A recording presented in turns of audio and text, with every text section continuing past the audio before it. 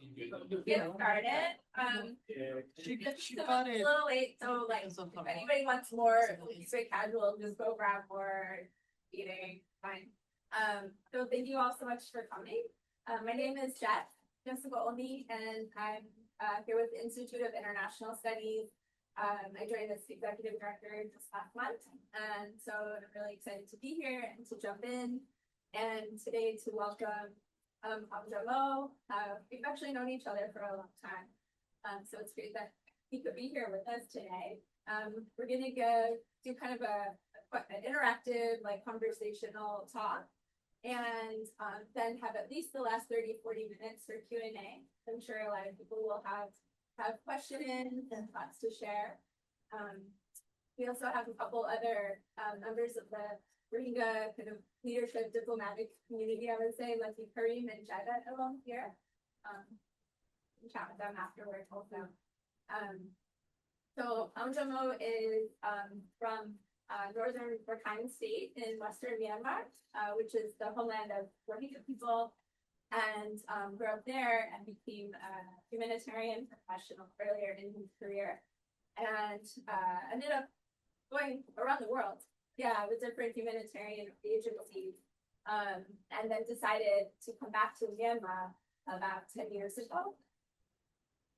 And that's when we met. I was living there as well, and he founded the Center for Social Integrity, which was and is an organization doing humanitarian delivery in conflict areas, but also peace building, promoting pluralism and democratic values amongst diverse youth and communities in different parts of Myanmar. And then after the military coup in 2021, almost exactly 5 years ago, Aung Kyaw Moe ended up joining the National Unity Government, the pro-democracy government-in-exile, as the Deputy Minister of Human Rights. So you've been in that position more than 4 or 5 years. I have been in that position close to 2 years now. Before that, I was an advisor to the Ministry of Human Rights. So it's 2 different paths. But I was almost acting like there was like space for leadership that's too. So he's seen a lot through all of those experiences, and would love to just kind of hear about some of those reflections on those experiences and what's going on right now and the prognosis maybe for 2026 and looking forward, especially because in December and January, the junta organized these elections that were almost internationally called the sham election or scam election. So we'll unpack a little bit why that is, and why those elections are considered illegitimate and where that kind of leads the country politically. So maybe we could start by, do you want to give any opening remarks or should we jump into questions? Okay, let's go. We make it simple, interactive. Well, first, maybe you could give a short overview of the 2020 election, since we are sort of focusing on election politics today, and what happened in that election that led to the coup and the military's reasoning or impetus for overthrowing the National League for Democracy. Thank you for coming. Yes, mentioned.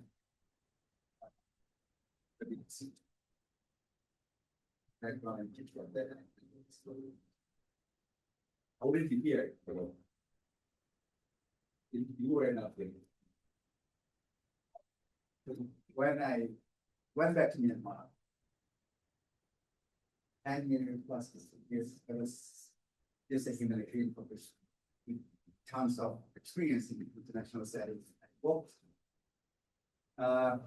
in Rakhine State, and I went to every village, spent every night, every village I conquered.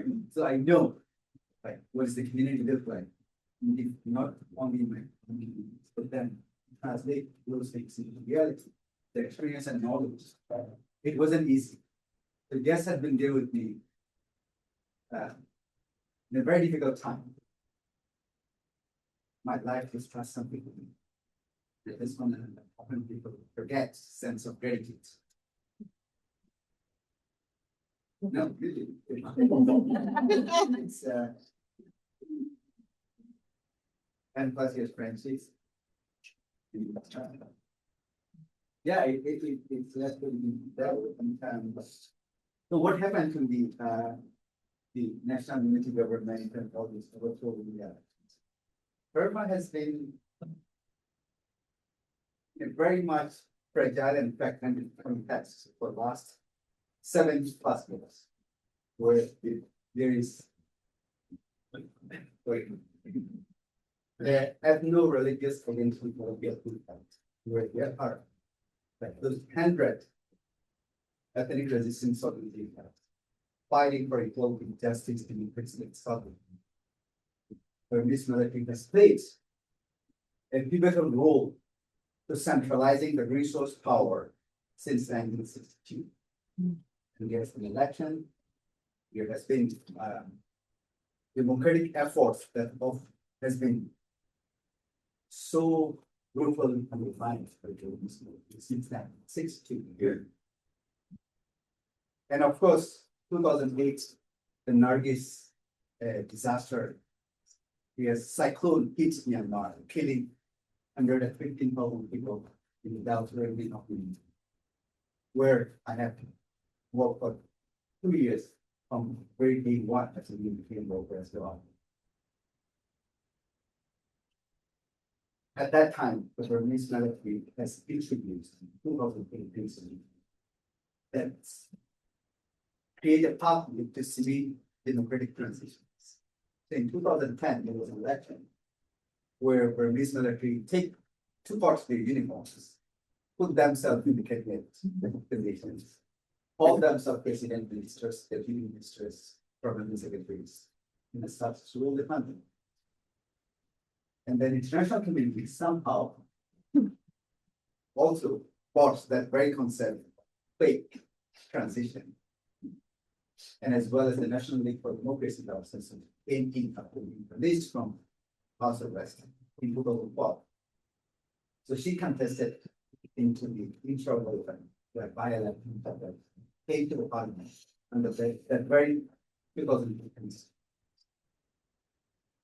And till 2015, the military who transformed their uniform from civilian clothes ruled the country from high clothes. US and other countries has put the resources like OTI, Office of the Transitions Initiative, put millions of dollars to help Burma to transit. So in 2015, the National League for Democracy, led by Aung San, had participated full-fledged into election. That's second time election in the 2008 constitution. And one landslides. The Burmese people has been under or having the right to choose their own people to represent themselves on the international stage, to govern them in different parts of India. And 5 years down to the road, against the second election, that very constitution, National League for Democracy, again won landslides. And of course, the Burmese military has played institutionally a very important role, controlling all the important ministries, and as well as 25% of the parliamentary and both upper house, lower house, and state parliament. So that means that any major decisions that being taken, whether it's defense, finance, or whatever you name it, when it's come to the national interest, Burmese militaries had ultimate say of it. But the National League for Democracy compromised a lot of things, including the moral obligations towards the women, to reconcile with the military. And that's being demonstrated by their stand that time towards the media community that they concerned with the essence. Where that at that time they were found that there was no genocide. And they call what it is, what it was.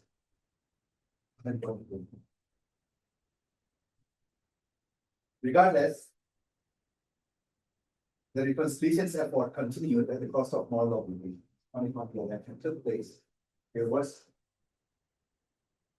claim, there was by the military that they couldn't come on certain aspect of an agreement for some of the amendment and institutions that undermine the participations of the military as well as the Burmese military leader at that time. Denied to be retiring mandatory retirement due to the age. So he continued to serve as commander in chief and then came up with the border fraud and election irregularities. That became the foundational excuse to create a catastrophe that we are today. And it was 1st of February 2021. I was in Myanmar. At 4 o'clock, I got a call from a colleague saying that some people has been arrested. So it's like they were waiting to assemble the next day. The upper house and lower house together to start forming the government and things like that. This huge run for the mismanagement has been taken so brutal that they undermine everything that international community have done, or most people have done to an inclusive federal university, to prosperity, to the development of the country. And you could see when you were there, the kind of the changes that we see even on the public, like life of the people, including like taxis, public transportation systems. It's tremendous. Then with that excuse, so they took the power, knowing that it was a political miscalculation. They were not able to calculate that they would end up this circumstance, but they're not able to govern today. And Burmese people did not allow them to go. It is as a result of the work that has been done 10 years by civil society organizations, by international community, give a taste of democracy for this little. So that's very small scale taste. Continue to raise the courage of the public to stand up this global military activity. The perception that Burmese military or calculation that they had was it will be safe as 1962 that people will go to the normalcy after a few days of the trade. But instead, it's a completely different response that they got from the government. One last thing. This election that took place in 2015 and 2020, even though it's being observed by the international community, free and fair, from an international benchmark perspective, you understand the transparency, accountability. The only mistake when their infrastructure is not developed in the way it's need to be. On election, I want to touch one point here. 2015 election is the first election in the history of Myanmar that we, a community, close to 3 million people, their voting right has been taken over the first time. And it continued in conflict. The last result of the rights that we had has been taken away in 2015 and in 2020. And then, of course, don't go after that. Things changed. There has been a huge fund on the vision towards the on the perception towards Yeah, definitely. So that brings us up to kind of the coup and the reasons behind it. And then you now talk a little bit about what's happened since the coup, especially in terms of the widespread resistance movement. Maybe you could touch on the successes, which have been many, but also the challenges or failures faced by the NUG, the PDFs, CROs. We should define those acronyms as well. Thank you. Again, continue. The response from the Burmese community, particularly younger generations, where the future belongs to them, they should have every right to decide, shape the future that they want. Yes, came up with so much innovations to respond to the very legal tempted coup. In the beginning, on February 5th, people were silent, saying like what is going to be done. From February 5th, people started to assemble across the country, peaceful, demonstrating. And it's not like 1,000 people or like hundreds of thousands of people from every layer of the society. Okay, demanded military to return the power to the people. In Burmese military. The demonstration continues across the country.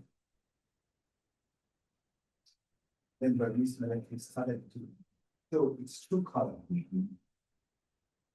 Cruelly responding, shooting, violent style, killing, using unlawful means against the civilian. For days, many people have died across the country while peaceful. I was in Yangon at that. After a few days from that peaceful protest, people tend to understand this is an institution which DNA is incorrect.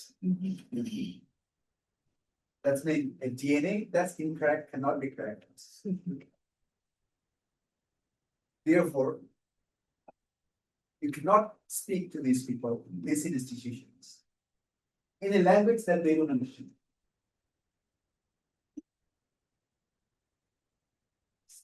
Only means to defend your rights, your dignity, and your livelihood is to speak in the same language that they understand, which means grabbing every means that you have to fight. It's not because the resources were limited. This young artist, student, doesn't know how to conduct a warfare. They fled to the forest and then elected members of parliament came together and formed CRP, which is combined of lower house and upper house, elected in 2011. Formed national unity government, followed by that. And then followed by that as well, national unity consultative council, which is composed of civil society leaders. So there is 3 layers of the government. CRP, which is committee of members of parliament, lower house and upper house, the national unity government, executive branch of the government. And then the policy technical guidance oversight is composed of the civil society ethnic resistance organization. That's not part of, so these 3 layers. And people went to the forest from bamboo sticks and things like that. We extended with an extended hand to the ethnic resistance organizations like KNU, KIA, raised their they opened their arms to welcome. And then People Defense Force has been established across the country in a very uncoordinated way, just because that they share the same goal and the dictatorship. So to consolidate all these things in an institutions manner, it has not been easy. And Burmese people continued most powerful weapons against Burmese people. Dictatorship, the civil disobedience movement. Doctors were not going to the hospital. Nurses were not going to the hospital. Teachers, professors were not going. And people started to act in a resistant way, not to pay tax, not to pay the utility bills. And banks were not all functioning well. So the whole societal society from economy, livelihood, politics, and things become so complex, and banking is not functioning. So it's become worse moment after being partially hit by COVID-19 at that time as well. So it was just a recovery moment, and these things happen. But again, the calculation burmese military has made was incorrect, and they were expecting a normalcy after a coup, and people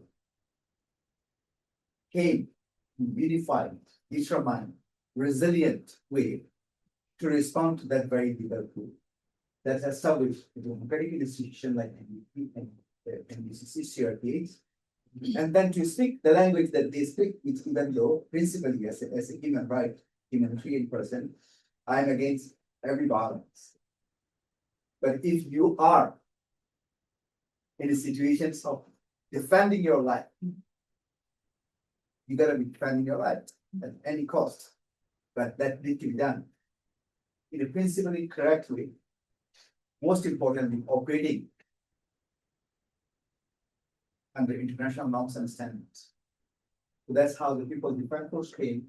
And today, the country has approximately 200,000 members of the people defense force across the country. Most of them are operating on the chain of command of the National Ministry of Defense. There are also certain groups who independently operate but coordinate and cooperate. And the effort has not been the best that we wanted to see to dismantle the dictatorship once and for all. But it has to be. It was invaded, it was cooperating. That's led to a territorial control of 60+% for the country. Today, ethnic resistance organizations and NDP and its allies control 50 to 60% of the total territory of the country. And Burmese military has never thought this would be like this. And we did not have access to the military means to get end user certificates to buy weapons and military equipment. So who became the largest supplier of the military equipment? Burmese military, we took over the battalion. We took over everything that they had. And we used them to defend civilian and to let them go where they belong to. That's mean the military institution rather than building the people in their sleep. So today, the Burmese military, again, is finding an exit lane from a catastrophe they intentionally created for the 50+ million of people, which means the sham elections, which we will talk later. There is no other way out for that from this strategy. Besides trying to trick Burmese people, which Burmese people will not allow them to be tricked. Trying to trick international community, including ASEAN, and international, as well as standing firmly not to go to that direction. So that's only exit lane that they have from very catastrophic event. Yeah, so take us a little bit more into those liberated areas, because you talked about this patchwork of resistance actors that have taken control of territory. And then once that's somewhat secured, although still vulnerable, then what happens? It's really interesting to hear about the state level governance initiatives kind of that are in the formative stage led by these non-state actors who are trying to maybe think like a state more and more, but very have a lot of resource issues. So what's going on in a couple of those places? Yeah, thank you. Governance is a difficult task because it's come with obligations, expectations, benchmark that you want to take by yourself if you have right intention to govern, and as well as fulfilling the basic necessity. It's just not merely controlling a territory. When you control a territory, as a human being, when you control, you do have your own obligation to give back to the community. So it's beyond when you control the territory, the responsibility comes along with it. Serve them fairly, squarely. Health, educations, civilian protections, because we took over by force. The costs that civilians will pay could be their families, could be their livelihoods, could be anything that they have been holding for life. So it's beyond control. with just not a single word of who control this. What does it mean? It's providing healthcare system, providing means to women and girls to have their dignity, providing malnutrition services, those who are malnourished, or not able to access living and free and support that they deserve. So the territorial, like the governance in transparent, accountable manner is the full by obligations of the territorial. It's easy to say we uphold it, but if you're not full to it, your duties and obligations, it's been done. And number two, I think controlling is one thing, maintaining is second. While you're able to provide those public services, to have means strategy to protect those territories is the second thing, which in most of the cases has been difficult to control because we do not have the capacity to fly over and do the surveillance work that needs to be done in order to prevent airstrike, things like that. Only means that Burmese military has left in the end at the highest possible way is indiscriminate airstrike, which mostly severely takes the past. So when you don't have that capacity, it's very difficult to maintain. So the percentage that I'm describing, and while we are struggling to maintain that demography or that demography, it is, I think, also important to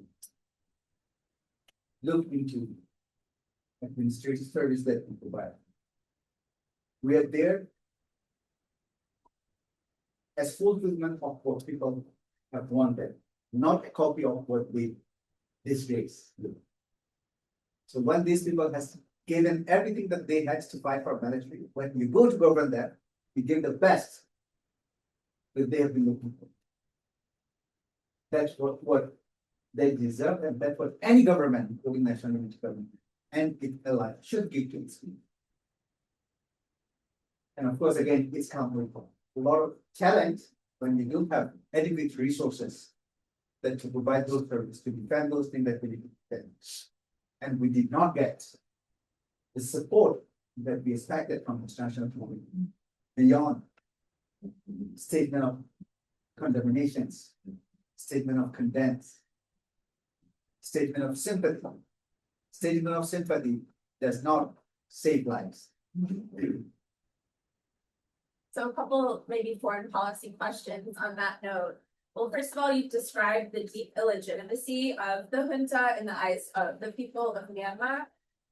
But in the lead up to this election, you saw them go on this kind of PR campaign, and the whole election is seen as a way to gain international legitimacy, the same legitimacy they lack at home. Can you talk about what happened, what we saw the junta doing, kind of how they were going around and trying to drum up support, and then how different nations or the international community responded, or the extent to which the elections were seen as a positive step or legitimate versus the reality? Yeah, thank you. As we all know, election is not the total thing that you define it, basically. One of many things of a vibrant democracy. And interfering elections by an armed institution of the country is first and foremost illegal. It's a violation of very constitution that they came up with, 2008 constitution. And it is being rejected by the people of Myanmar in every possible means. So when we talk about legality, by very constitution that they draft, they introduced, which we abolish as a contradict. That's mean it's totally from a legality perspective, it's illegal. When legitimacy perspective, it's they have no legitimacy. because Burmese people does not see them, recognize them as a government. Therefore, the foreign recognitions, foreign legality in foreign state is a reflection of domestic legality and domestic laws. So if 50+ million of Burmese people is rejecting and not accepting from a legal standpoint, arguing from the legal standpoint, there is no way international community legitimize and legalize an illegal institution, legal group of people trying to kill its own people in hunger of power. But so no international community gives support, but they keep fighting for it because they think that's the only way out for them. It's very massive that field. And there is not more than like a handful number of countries across the world that recognize UNTA, including member states within ASEAN. But does it mean that the national unity government has been implemented? No. I mean, you can be like silent on neutral in distinguishing some justice. You need to take the right side of the history. The international community, in most of the cases, will treat us as a government. Treating you as a government is different than recognizing you as a. So the support that we got from international community is not what we deserve. Yes, we cannot give you back what we will want to see as a transaction to fulfilling your national interests. But we are talking about 15 billion people who live at greater danger and generations to be paid the cost of those mistakes. We're asking you to save humanity, fulfilling your moral obligations to humanity. And as a result, when Burma is back in full path of democracy, in every possible means, we are going to be compensating from an economic standpoint. We are a better partner than UNTA when you want to do the economy. When we build the economic relations. When we talk about foreign policy and global, we are better principal institutions that work in both your interest and our interest. But that's it. It's with a credit card, not with a debit. That's what we need to see. You don't have. So you're touching on maybe starting to talk about something a bit more transactional than the way we have talked about U.S. foreign policy in the past. You asked a question about this in our talk yesterday. So take us to the U.S. East. You talked about not getting the support that was needed. What's your impression of what's happened in terms of the U.S. posture toward Myanmar over the last year?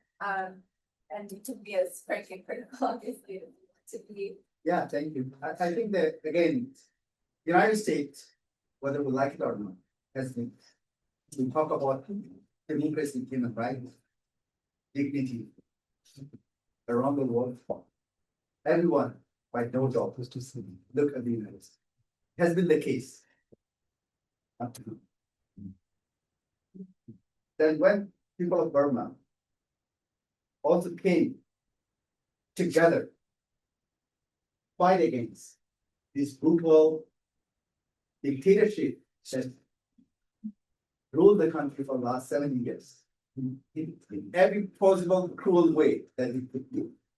It was not an easy decision. It was with expectations that there are countries like the United States do care about the principles and values that they preach around the world. That means that there will be help coming in a different shape and form. Does not necessarily need to be military interventions, which easily does not happen. But there are other means.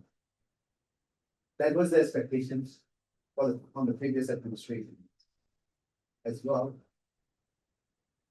But so far, the amount of support that we have received from the previous administration, and not coming, when I come to this administration, is not what we have expected. And what Russia and China has been supporting in every possible means that they can to keep the junta's life long in this race of autocracy versus democracy from our democratic friends. What do we get? What we expected or what we deserve at least as if you don't say that you support or you stand by the people of Myanmar, the expectation then will be there. Please say it openly to the woman believe. But China and Russia has done everything that they could for their economy. In the race that we are in again of race. We didn't get like there were some support from the humanitarian angle that does not cover all the humanitarian needs for the vulnerable populations that's being created as a result of this conflict with them before them. And of course, we live by optimism and hope that whoever support or not support, we will not start, that we will only continue these people because people will support. People of Burma started the journey of revolutions against the very people we people. Living in Uganda. We do everything in our capacity to ensure dictatorship falls once and for all. And that generation doesn't have to pay the price of being ruled by dictatorship. And the full stop is the upcoming generation will prosper, safe, dignified society where everyone is equally treated. Under the rule of law, under safety, security, that's a preferred feature that we wanted for our next. Whether international community support or not, the revolutions continue until it could. And that has been shown for the last 5 years. And of course, the shift in the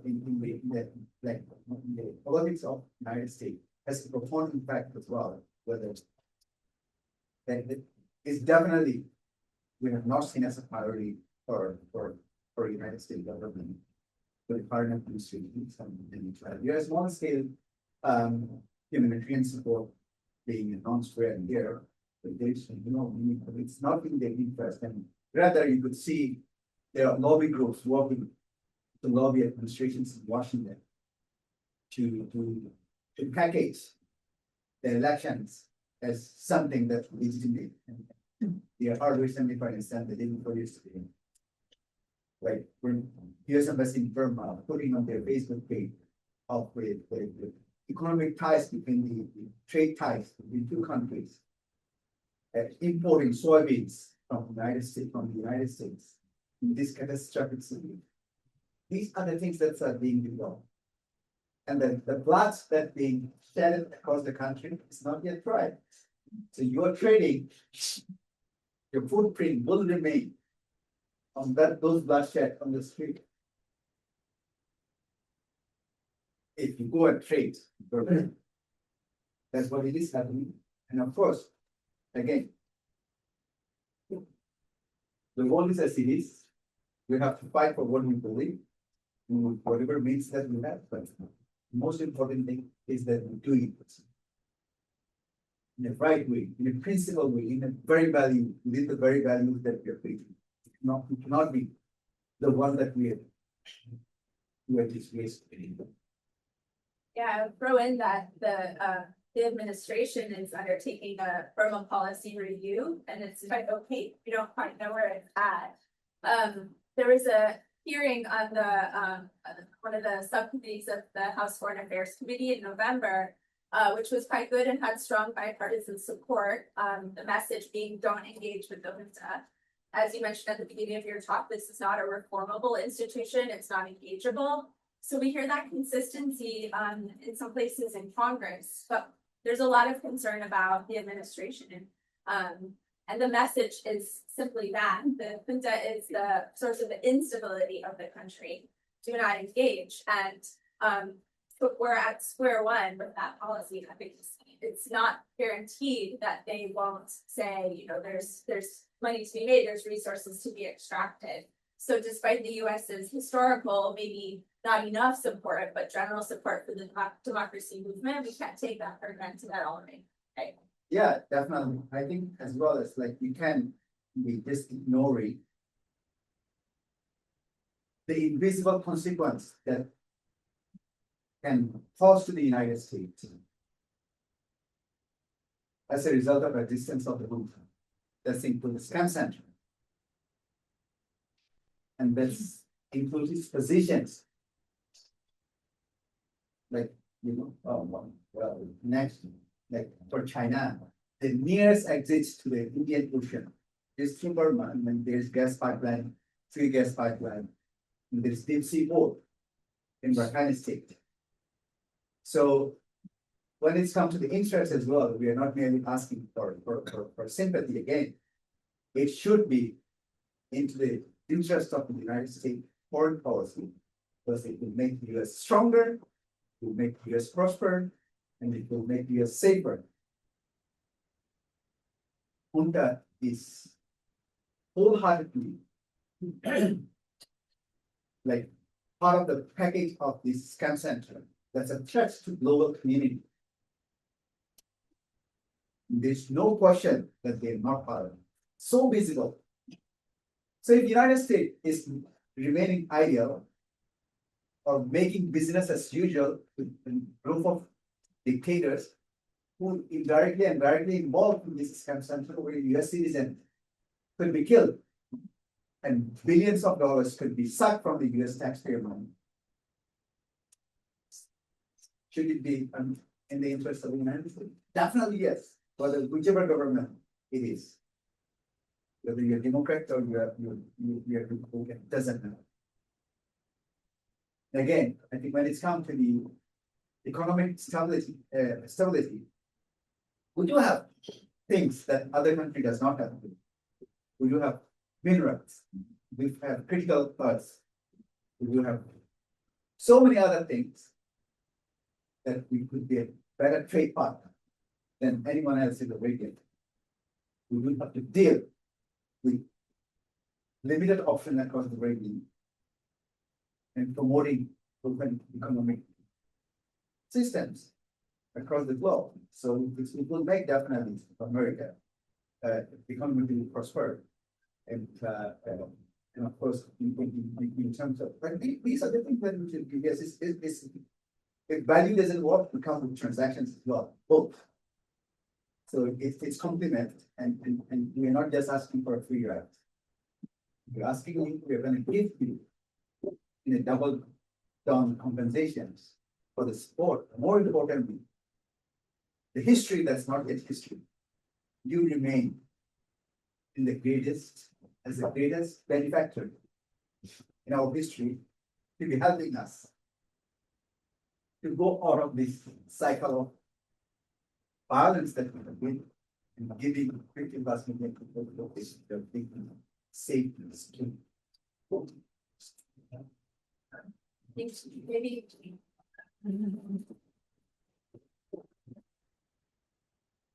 That's a good note to open it up for questions. And I know a lot of people in the audience also are involved in these issues and have a lot of experience. And so if you wanted to make a short comment or throw something in, I saw your hand first. 250 years ago, we had 13 colonies in America rebelling against the British in one way or another. And it wasn't until George Washington came together to form, for lack of a better term, a national army. Are the different areas of Burma where rebellion, they're not controlled by the government, by the junta, are they cooperating with each other to create some kind of a national effort to fight them? Thank you. The only way out, the only end game for this disastrous catastrophic situation in Myanmar is ending the dictatorship, ending the military junta. But how can you end that? It's coming together and holding together. And that coming together need to come with sense of humanity, with the sense of belonging to this country, with the sense of humility to one another, putting your pride aside, and you are very people fighting for the same thing in a different region. Unless you become together, they remain stronger. When they remain stronger, that means that you're weaker and you never get what you deserve. It's a difficult task to be completing. But there are attempts and there are progress as well across the country to coordinate, cooperate, to complement one another in that coming together. If Burmese people cannot come, I have to correct your terms. Please don't take it negatively. It's not rebellion. It's revolutionary force. We are against something that should not exist on this earth. And these revolutionary forces across the country must come together until it is possible to defeat these militaries and form the country as an inclusive federal democracy where everyone enjoys the dignity, safety, and prosperity of the diverse society. Burma is a very pluralistic, diverse country. And those diversity should be the strength of very fight that we're in. So it's in progress, and it's I hope we have an express lane that we could take to achieve earlier than we proceed. Thank you so much. I'm enjoying everything, but I wanted to ask about two separate smaller questions. One is about defections in the military, and is that something that you can speak to or talk about at all? And then second, do you want the opportunity to talk at all about Myanmar's other regional leaders and their potential role in supporting that you would like to see happen? Thank you. I think again, what we wanted to see was as a part of civil disobedience movement, which has the largest scale citizen, entire region has been destroyed. That's meant that government institutions they wanted to drop were not able to function as of today in Western Senegal. We wanted to have the same modality for military and security sectors as well at that time. And things would be a lot easier. But these institutions are formed. The people who are trained there are trained in a very systematic way, but they are not able to use their common sense to take the right side of history. It's very difficult to persuade them to be in the right side of the history. That's why they were earlier state. The number of people that came from the security sector is far smaller compared to the civil servants. But down to the road, there were police battalions here. Like there was a lot of defections coming, taking them. But then when defections happened, it's not just simply embracing them to the society. They committed crimes. You cannot like simply forgive on behalf of someone. They need to have accountable. So there is transitional justice policy that across the institutions that we are trying to build, across three different government sectors that I think this is associated with, that ensure that everyone, regardless of their ethnic, religious, sexual orientations, color, faith, or whatever, has been given by the institution, by the institution, what they deserve. That's mean that when we transiting to democracy, justice has been served in fair and slowly. No one would be spared for anything that they have done wrong, including very people that's within the system that drive them, like including the very institution that we belong to. The impunity, the culture of the impunity must end with the revolution that we are in and the new suffering. So of course that's create again a fear for those who want to take the different side because you're not being forgiven. You cannot simply forgive for burning like villages, 400 villages in Rakhine State, for example. It should be those people who are the survivors, victims, and their family, they want to settle with them.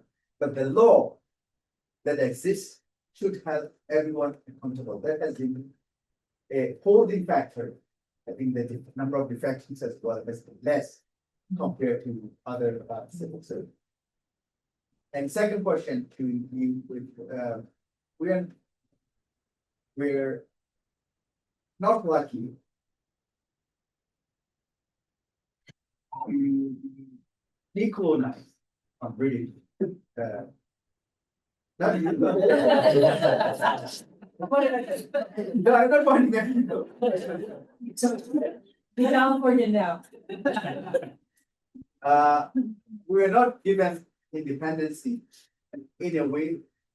It's very messy. A lot of legacies left over, created a lot of complications onto the world. And as well as we're not able to we don't choose who we are surrounded by. It's not a choice that we make. And we're next to China. We didn't choose China. And we didn't choose Bangladesh to go next. And we didn't choose India. We didn't choose Thailand. But the bad luck is not to have the dictatorship for 70+ years. Bad luck is to be surrounded by very neighbors who will barely stand up to say the right thing or to do the right thing.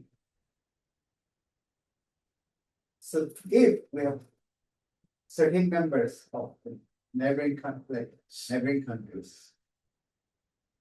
crossing the line of their national interest, which in long run doesn't serve national interest, because for Thailand, definitely democracy in Myanmar is an asset to Thailand. It's not a liability, but they need to see it. That this military junta in Burma is not a factor established in the region. They are not reliable, they're corrupt, they're cruel, and every crime that you name, they have committed in both international and domestic settings. And every hand that you shake is soaked with blood. So if we have some shame as neighbors, be shameful to shaking those hands. And most importantly, to see prosperity, democracy, and stability in Myanmar is an asset to every neighbors that we have. But as a member of the cabinet of the National Unity Government, were we able to package ourselves to demonstrate that we're assets? Definitely there are rooms for it. And so in a nutshell, we did not get this.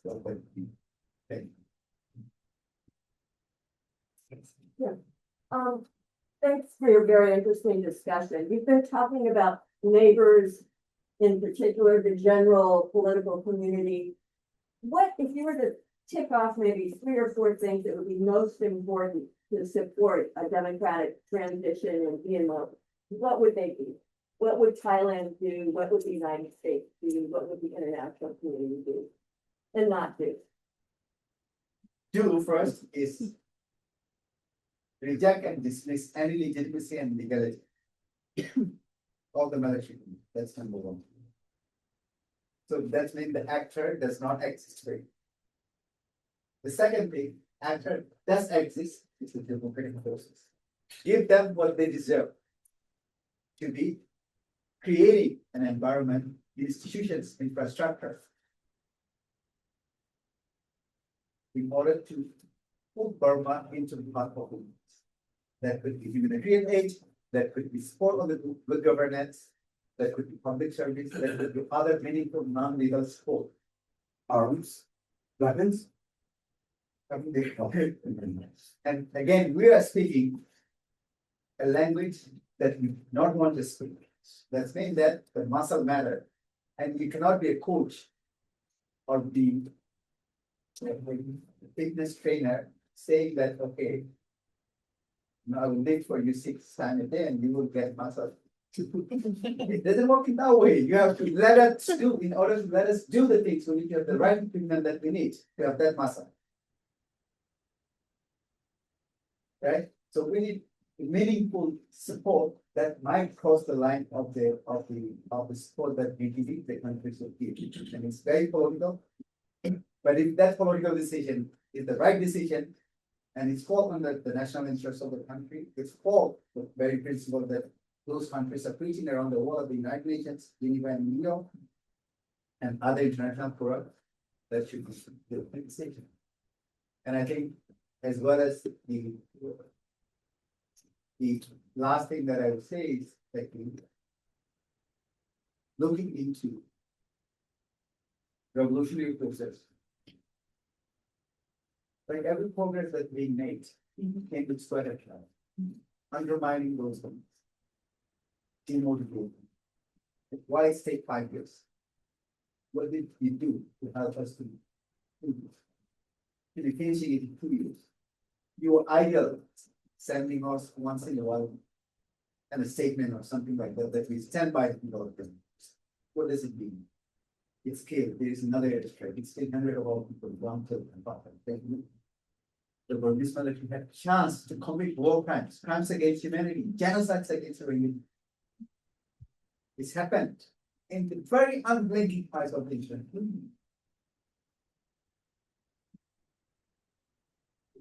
So we need to have a meaningful support to give aid to these people. That's what we need. Thank you. Thank you for your very inspiring talk.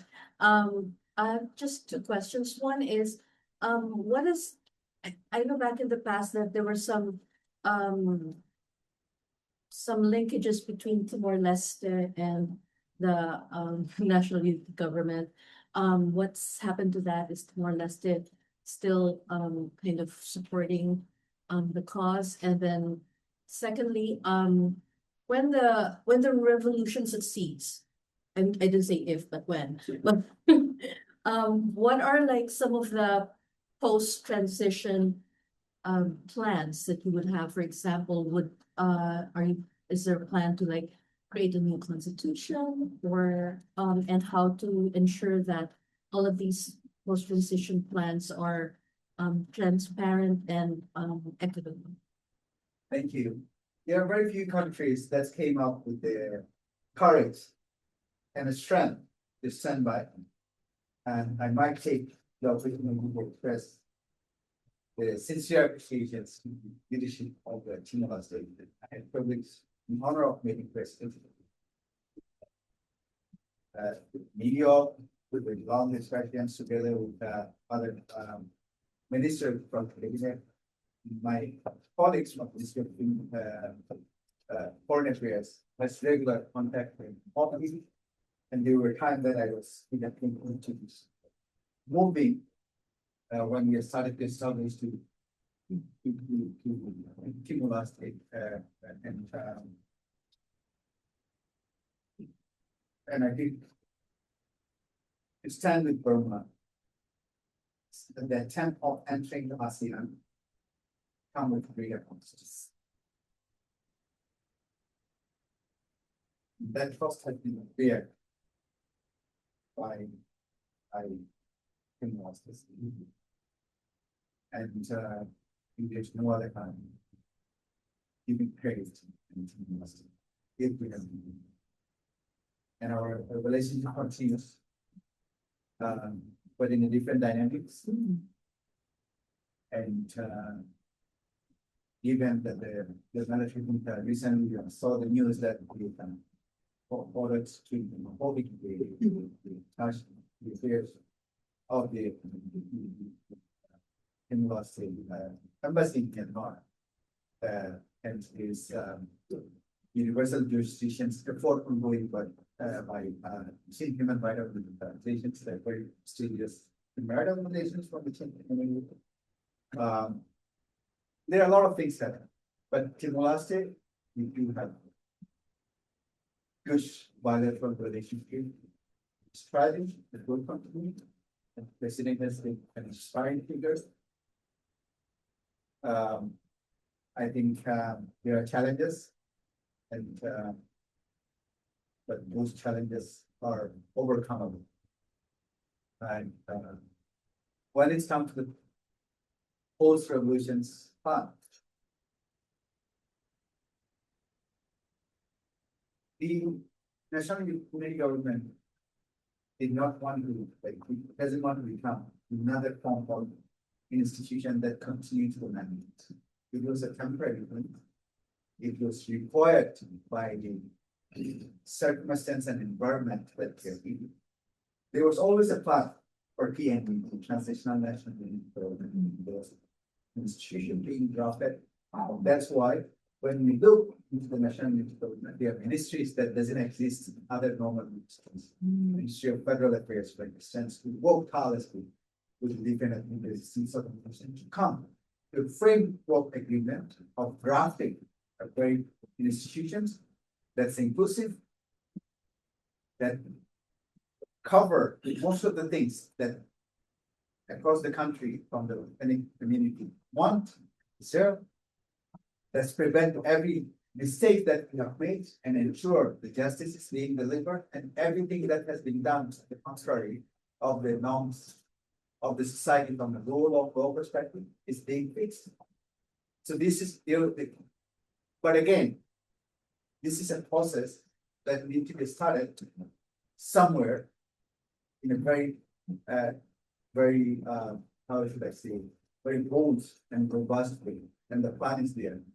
And I was just talking with my friends and colleagues in football, that they were also like concerned on the reform and things like we don't have to reform and what NGT is to be giving to TNUT that's more diverse and things like that. New people grow this and is being represented by them. Like, but again, the circumstance, situations, resource, like we need to also think like, does the change that we are imposing make us stronger or leave us as we are? Does it make the other side stronger? Sometimes it is very difficult when you have something falling on your eyes, you don't see. And someone else has to show you this there, then take it out or you move. So I think we need to be open with constructive criticism that people who believe in us give us, but then criticism need to be constructive to make things better. And it is important to see that national unity government does not operate in a normal circumstance. It's not a silver bullet. You cannot expect everything to be happening exact perfect way that you expect. But that doesn't mean that you are spared from accountability. You have to do everything in the right way. Ensure that the mandate you are being given is utilized in an accountable, transparent, and ethical way. The resource that you are able to spread or being given the nation is being used 100% in an ethical way. These are the things, but again, understanding the constraints and talent. Like anyone that you put in this circumstance may not be able to feel it. You need to understand the shortcoming that we have. Thank you so much. Appreciate it. So many things going through my head. I really appreciate yes, your questions and but when I have like I get three area questions, but you don't have to answer all of them. I'm trying to do them. So one of them is what appears to be the conspicuous absence of the Buddhist Sangha in standing up to the military government in organized ways, as they did under the British, as they did in 2007. With the Saffron Rebellion, and as they did in 1988. And with the exception of perhaps there was the Myanmar Sayadaw, who was in Palestine, a film documentary that was screened a couple of weeks ago, brilliant film. That seems to have been missing. And of course, there is that previous story, an ongoing story of Mama Khan, who's in a family with all of that. But so that was one thing about to what extent are the military somehow creating some form of necessary spiritual religion through the Sangha, I thought, and the Sangha being the Buddhist community. And the second, on the material front, I believe that one of the catalysts for the military's refusal to recognize the election result is not just that it was a negative power grab, but behind that was their concern at the proposed fiscal reform and financial reforms by the incoming government that would have seen new tax increase and new protections on environmental resources, which are being plundered rampantly by this government and ending up in the pockets of the other things. So that's just one area. The material, and you mentioned that that's very present with the scam centers and so forth. But with regard to the credit card and the debit card, so you mentioned a great another places the bank. I mean, China to some extent. And that can't be good. And then just finally, and it's just whatever if everyone of you, just really love them here and that the third one is on the legal front with the ICJ and Gambia put up the case again against the military government who are in the dock now on charges of genocide against them. So I think that would be in a normal sort of international environment where administrations are standing up for the United Nations and for human rights instead of undermining it constantly by setting up. Normally that would be different. It's the military. So many questions, so inspired by it. Oh, thank you so much. I appreciate it. It's a very, very good 3.10. First of all, I think the ideology that for these people from the belief is to inclusive federal groups where the religions are separated from the politics of the country with a secular ideology. That's a secular ideology. But at the same time, it is important to take into considerations the religious institutions in Myanmar has placed in a greater role in the effort of societal reshaping process. That includes like something revolutionary. And using existing religious infrastructures in Myanmar, whether it's Buddhist or Christian or Islam or Hindus, again as an asset to reform and change that demands. But contrary to that, the religious military has always used those religious institutions to divide and rule or use as a source of threat to one another. That has been. But the Spring Revolutions in Myanmar is history that not the history. It is a U-turn of those propaganda that religion has been spreading, creating communal conflicts, hating one another, portraying religious minorities into illegal migrants and things like these things in the last 4 years did not work. They tend to create many different ways. Because this is okay. We are not going to impose again. But there is a quote, of course, there's small scale of the people within the society that's less than 2-3% that come from their own promote those things. They're like Mabatan, like that. They have no space to be operating in a new Myanmar. And we would not be, at least as a factor, to be becoming a liability. It can be an asset used them to be social harmony, social provisions, religious pluralism, a great force.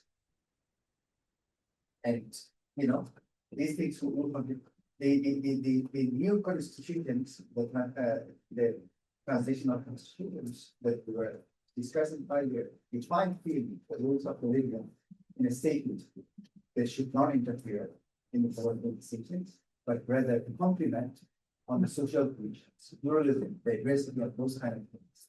That's what it is.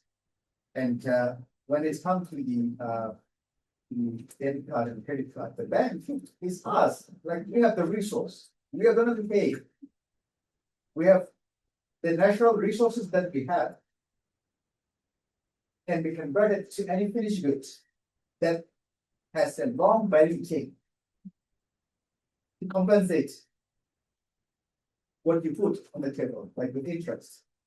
So if you have banking system in Myanmar, that bank is being backed by the natural resources that has greater value. If you ever convert them, transform them into finished goods. The other thing that you have heard, the motive behind the thought there is multiple numbers. The personal invasion was not very good. Again, NLD has done everything that they could, including moral obligations, in effort of reconciliation. And there were small things that they want to reform, including the fiscal resource allocations and things like that. One of the many things, but most important, it's fear of all the wrongdoings that they have done, the wealth, maintaining the wealth, and the personal invasion that the current guy had always he wanted to become the head of state. So it's being driven personal motivation,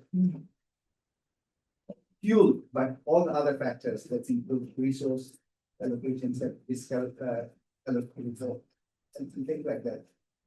And of course, at the larger scale, for example, in the kind of the NLD, the dam project that would have a profoundly negative consequence on the millions of people contracted to China. So Burma doesn't know that. With the military one forward. So these kind of big contractual contradictions between the previous agreement that there has been made. So I think there's a lot of things. The last thing, the Rohingya, justice to the Rohingya people is ultimate hope of the international setting for Burmese people looking for justice. If Rohingya people does not get justice they deserve both international and domestic setting, no one in Burma will ever dream of getting what they deserve. It's happened in the very eyes of the whole nation. Some stay silent, some supported directly or indirectly, some contributed, some defended, but we human beings, driven by belief, motivations, perception, things happen. But there are times to fix those things, take the right side, right direction. So whatever happening at the international setting, when it's come to the justice for the Rohingya people, has to be endorsed by every active citizens of Myanmar fighting for it. Because that's in their interest. Has to be in their interest. If Rohingya don't get what they deserve, they will not get as well what they deserve. So ultimately, we want to get what we want, we deserve, right? That's one thing. The second thing is verdict at the international setting is not silver bullets to solve those Rohingya problems with the The expectation has to be realistic, understanding the global dynamics of how these things functions. There is UN Security Council with big power, Russia and China is already defending. We need to be living in the real world rather than a perceived world that we dream of. And yes, we are looking for a verdict, for a warrant, but that doesn't fix the problem overnight. And the Rohingya people, as I'm a Rohingya, and I think it is important for us to be conscious that the problem against us or created against us, the catastrophe that we're in, the disaster we're in, can only be solved if we take the leading role in solving, not expecting international community to solve it. So learning from other communities across the country how they are fighting for their rights in the right way, fitting into the purpose political architecture, driven by ideology that fits inclusive federal democracy. if they don't work towards that, anything that we verdict ICJ or ICC become one of the many things that has ticked the box. Yes, again. We need to come, that's making this important. And international community, the world has to take the right stand when it's not to this international accountability mechanism that exists is to be utilized, not to be using as a political tool for your when it goes against your growth of your system. So I think overall, it's a very good thing that's happening across the world, both ICJ and ICC. And also the universal jurisdiction process across with the country across the world. But again, it's one of the many things. And most importantly, that is the strengthen the transitional justice that's guaranteed within the system. One day the window will get us going. So we're sorry.